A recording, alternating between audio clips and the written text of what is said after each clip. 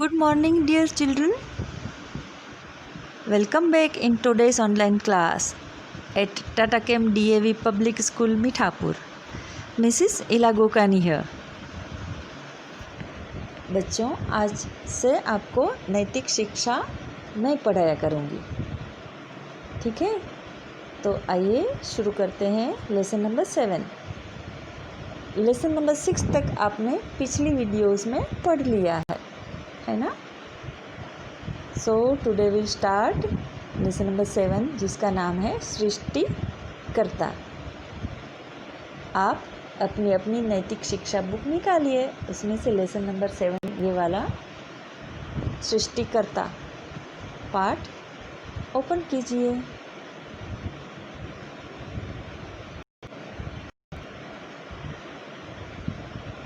तो ये स्टार्ट करने से पहले मैं आप सबको एक क्वेश्चन करना चाहूँगी, आंसर दोगे ना? गुड। बच्चों, आप सबके घर में पूजा तो होती होगी, है ना? कोई गॉड को बिलीव करते होंगे, जो भी गॉड को, कोई ना कोई एक गॉड को बिलीव करते होंगे और पूजा तो करते होंगे। मम्मी पापा करते होंगे, आप करते होंगे, प्रेयर करते होंगे, सुबह शाम करते हैं कि नहीं करते हैं? सबके घर में होती है। गुड। आप किसकी पूजा करते हैं?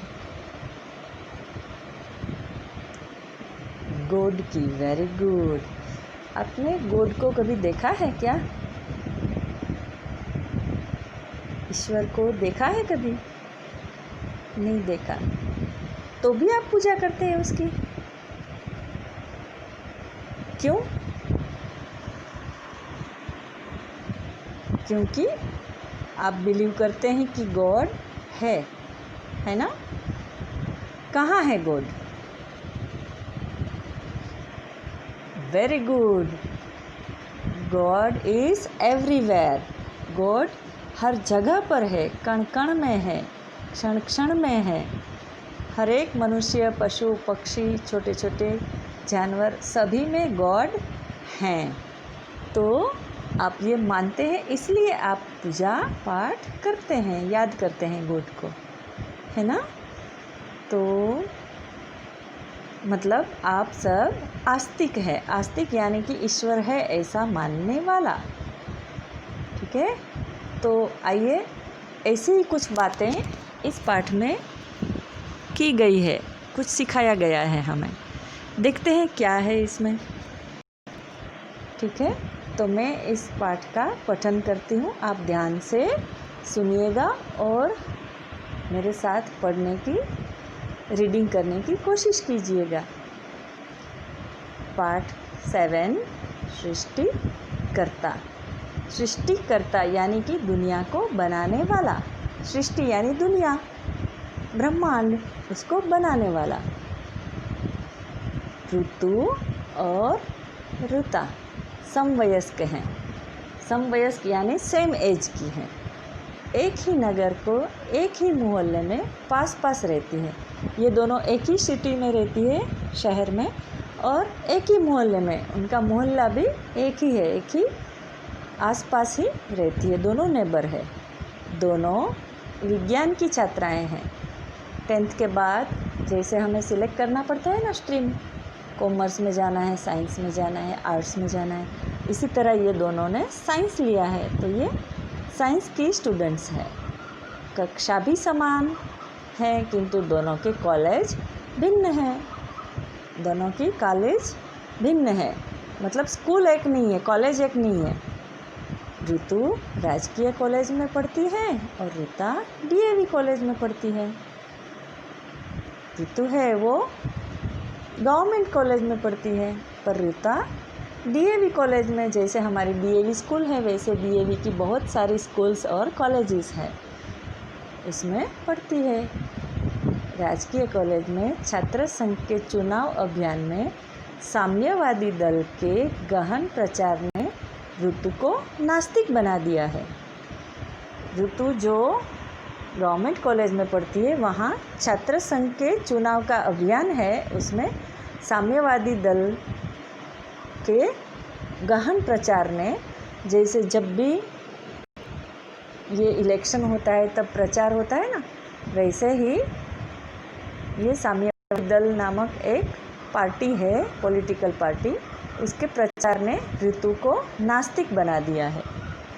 जबकि ऋता डीएवी कॉलेज में कभी कभी आयोजित होती रहने वाली आर्य कुमार सभाओं के प्रभाव से धर्मनिष्ठ आस्तिक बन गई है, जबकि उसके ऑपोजिट ऋता है वो डीएवी कॉलेज में है। और डीएवी कॉलेज जैसे आप सबको मालूम है, दयानंद एंग्लो विद्यालय, दयानंद स्वामी दयानंद सरस्वती जी, जिन्होंने आर्य समाज की स्थापना की थी।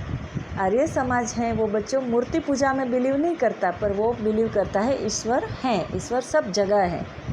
तो इसी तरह डीएवी कॉलेज स्कूल में कभी कभी आयोजित होती रहने वाली आर्य कुमार सभाएँ होती रहती है, हवन का आयोजन होता रहता है, जैसे हमारे स्कूल में भी होता है ना।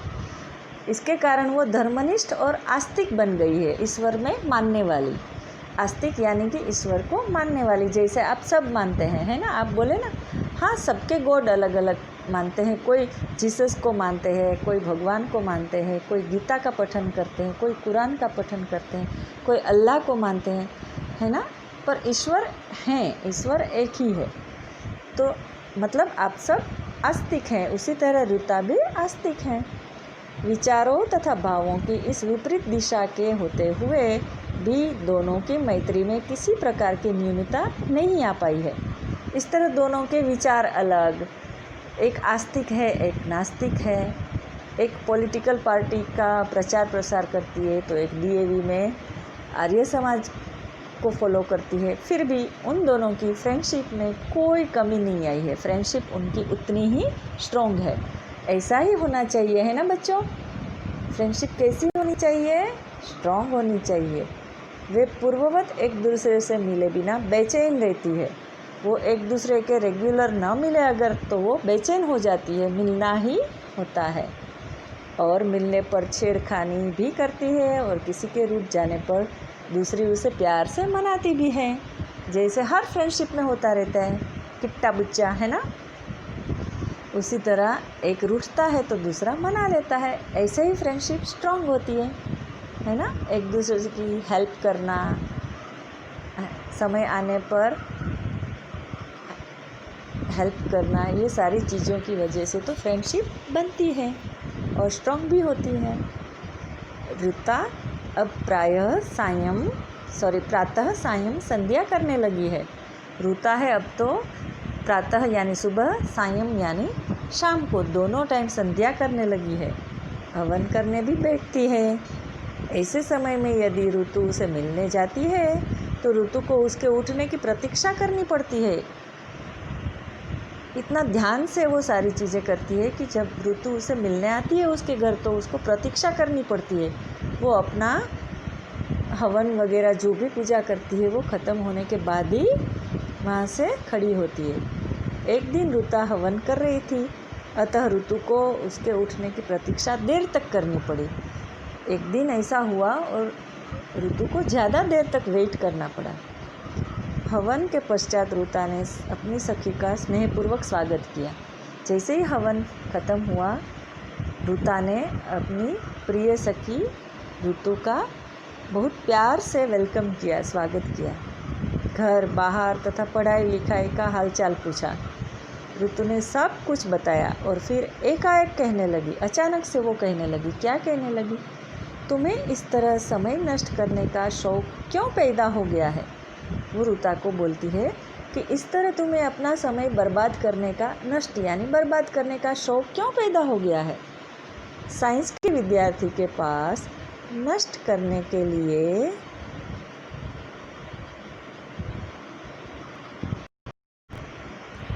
समय होता कहाँ है? तो अपना समय इतना बर्बाद करती है। हम तो साइंस के स्टूडेंट हैं, हमारे पास नष्ट करने के लिए समय कहाँ होता है? उसे तो आँख झपकने के लिए भी मुश्किल से समय मिल पाता है। साइंस के स्टूडेंट को तो बहुत मुश्किल के समय मिल पाता है, इतनी मेहनत करनी पड़ती है। एक तुम हो जो कीमती समय का एक बड़ा भाग संध्या हवन में नष्ट कर डालती हो। साइंस के स्टूडेंट बहुत ज़्यादा पढ़ाई करनी पड़ती है ना, तभी आगे जाकर अच्छे मार्क्स मिलते हैं और अच्छी कॉलेज में अच्छी डिग्री मिलती है। तो वो ये समझाती है कि तू अपना इतना सारा समय क्यों नष्ट कर रही है, और वह यह भी सब उसके लिए जिसका कोई अस्तित्व ही नहीं है। यह ईश्वर नाम की चीज़ क्या है, और ये तुम इसलिए कर रही हो कि जिसका तो कोई अस्तित्व ही नहीं है। ये ईश्वर नाम की चीज़ क्या है, तुम ईश्वर को मानती है, ईश्वर के लिए कर रही हो जिसका तो अस्तित्व ही नहीं है, ईश्वर है ही नहीं ऐसा वो मानती है। तो उसके लिए तू इतना समय बर्बाद कर रही है। ऋता ने पूछा कि यदि ईश्वर नहीं तो यह सृष्टि किसने रची? ऋता पूछती है कि यदि ईश्वर नहीं है तो यह सृष्टि किसने बनाई है? ऋतु ने उत्तर दिया, यह सब कुछ गर्मी सर्दी का परिणाम है। प्रत्येक वस्तु में गर्मी है और गति है। पता नहीं कब यह गर्मी बहुत बढ़ गई और इसके कारण कहीं कुछ बन गया और कहीं कुछ, स्वयं यह सब कुछ बन जाता है। देखो ऋतु क्या बिलीव करती है कि ये सब ईश्वर ने नहीं बनाया, ईश्वर नाम की चीज़ ही नहीं है। ये सब चीज़ें तो गर्मी सर्दी की वजह से अपने आप बन जाती है, स्वयं बन जाता है। सो बन गया, इसे बनाने वाला कोई नहीं है। मतलब ऋतु पूरी तरह नास्तिक है। ऋता ने कहा कि तुम्हारे भ्रम को मैं कल दूर कर दूंगी, जबकि ऋता पूरी तरह आस्तिक है। उन्होंने कहा ये तुम्हारा भ्रम मैं कल ज़रूर दूर करूंगी। आज तुम्हें देर तक मेरी प्रतीक्षा करनी पड़ी, प्यार की बातों का समय ही नहीं मिला। अब जो समय है उसे भी गंभीर और नीरस बनाकर तुम्हारा मूड नहीं बिगाड़ूंगी।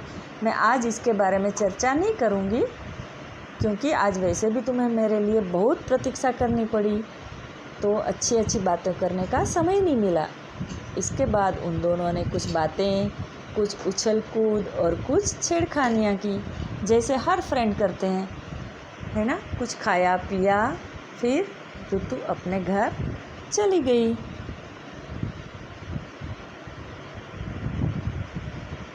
तो इस तरह बच्चों ये पार्ट हमें 2 पार्ट में डिस्ट्रीब्यूट करके पढ़ना पड़ेगा, ओके, क्योंकि ये बहुत लंबा बहुत बड़ा है लेसन। तो हम नेक्स्ट सेशन में कंटिन्यू करेंगे इसे, ठीक है। अभी के लिए बस इतना ही। सो मिलते हैं नेक्स्ट क्लास में। Till then bye bye, thank you, have a beautiful day.